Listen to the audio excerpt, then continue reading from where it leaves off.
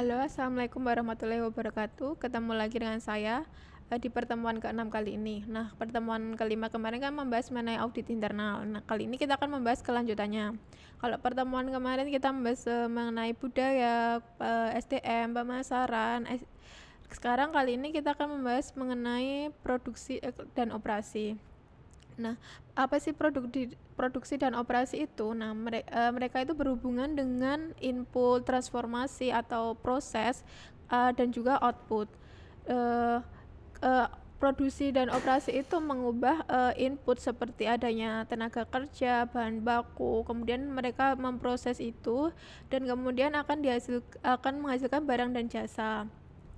Nah, ada beberapa tanggung jawab keputusan manajemen produksi itu ada 5, yaitu pertama ada proses, di mana itu mencakup desain dan sistem produksinya. Kemudian ada kapasitas, yaitu berhubungan dengan jumlah atau kuantiti tingkat keluaran optimal. Jadi ada menentukan berapa jumlah yang harus diproduksi sehingga nanti tidak akan terlalu banyak dan tidak akan terlalu sedikit produk barang dan jasa yang diproduksi. Kemudian adanya persediaan, yaitu mengelola banyaknya bahan baku, kemudian proses pekerjaan dan barang jadi. Kemudian ada tenaga kerja, juga terdiri atas ke desain kerja, pengukuran kerja, standar kerja dan teknik motivasi untuk menyemangati lah intinya, menyemangati dari tenaga kerja itu. Kemudian terakhir ada yang mutu, yaitu biasanya lebih ke pengawasan, pengambilan sampel, pengujian, jaminan mutu, dan juga pengawasan biaya. Nah, di dalam audit operasi atau produksi ini ada beberapa pertanyaan yang wajib dijawab dari dalam proses audit internal. Yang pertama, apakah pasokan bahan dan alat memadai dan dapat diandalkan? Kemudian, apakah fasilitas dan produksi dalam keadaan yang baik? Dan apakah kebijakan prosedur pengendalian itu sudah efektif atau belum? Kemudian bagaimana kebijakan dan prosedur pengendalian kualitas itu secara efektif itu nanti bagaimana? Dan apakah lokasi bahan, sumber daya, dan pasar itu sudah strategis atau belum?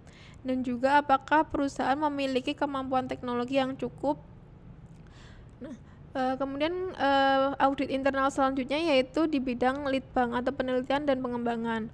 Nah, ada dua golongan, yaitu litbang internal dan kontrak litbang. Kalau litbang internal itu perusahaan itu menjalankan litbangnya secara mandiri atau dilakukan secara sendiri. Kalau kontrak litbang itu perusahaan merekrut peneliti atau agen lain untuk bergabung mengembangkan produk kita. Nah, banyak perusahaan itu udah menggunakan kedua pendekatan ini untuk mengembangkan produk baru. Nah, pendekatan untuk menentukan lokasi anggaran litbang itu dapat digunakan sebagai itu membiayai banyaknya proyek litbang, kemudian menggunakan metode presentasi penjualan, menganggarkan jumlah yang sama dan dengan pengeluaran litbang dari pesaing, dan juga memutuskan berapa banyak produk baru yang berhasil dan bekerja. Jadi untuk memperkirakan investasi litbang yang dibutuhkan nanti. Nah, selanjutnya yaitu audit internal selanjutnya yaitu sistem informasi manajemen. Nah, karena organisasi itu semakin kompleks, terdesentralisasi dan tersebar secara global, fungsi sistem informasi itu semakin penting peranannya. Sistem informasi manajemen itu menerima bahan mentah dari evaluasi internal dan eksternal dari suatu organisasi. Karena informasi itu merupakan fondasi dari semua organisasi untuk menghubungkan lini-lini bisnis menjadi satu dan menyediakan bahan untuk mendukung semua keputusan manajerial.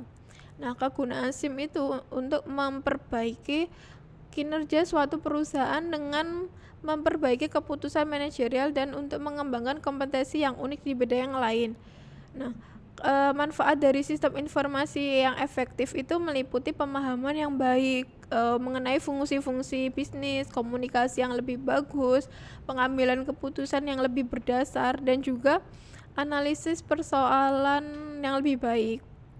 Nah, di dalam audit SIM itu yang perlu dipertanyakan yaitu antara lain apakah semua manajer itu telah menggunakan sistem informasi untuk membuat keputusan, apakah terdapat direktur sistem informasi di perusahaan itu, apakah data dalam sistem informasi diperbarui secara rutin, sampai ke apakah sistem informasi secara berlanjut ditingkatkan dalam isi dan keramahnya bagi pengguna. Nah, contohnya misalnya ada sebuah aplikasi software yang namanya Checkmate, yaitu dalam software tersebut terdapat analisis strategis, position dan action evaluasi atau space. Terus kemudian ada analisis SWOT, ada analisis internal, eksternal atau AA, dan analisis grand strategic metric atau metric grand strategic. Nah, selanjutnya kita membahas mengenai analisis rantai nilai. Nah, menurut Porter itu bisnis perusahaan yang baik dijelaskan sebagai rantai nilai apabila pendapatan total dikurangi biaya total. Jadi perusahaan akan sangat menguntungkan apabila pendapatan total melebihi biaya total. Nah, dalam analisis rantai nilai itu mengacu pada proses di mana sebuah perusahaan itu menentukan biaya yang terkait dengan aktivitas organisasinya, seperti misalnya pembelian bahan baku, pembuatan produk, hingga produk sampai ke tangan konsumen. Nah, dalam VCA ini bertujuan untuk mengidentifikasi di mana keuntungan dan kerugian yang berbiaya rendah atau yang terjadi dimanapun sepanjang rantai nilai.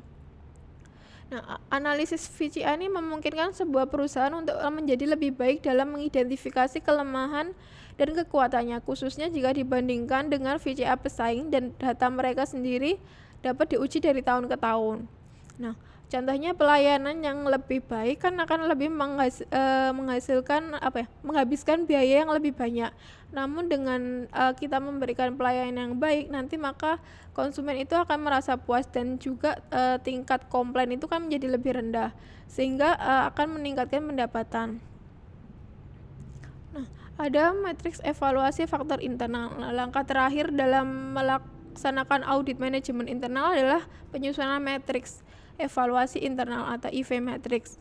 Nah, alat ini untuk merumuskan strategis ini meringkas dan mengevaluasi kekuatan dan kelemahan utama dalam area fungsional bisnis.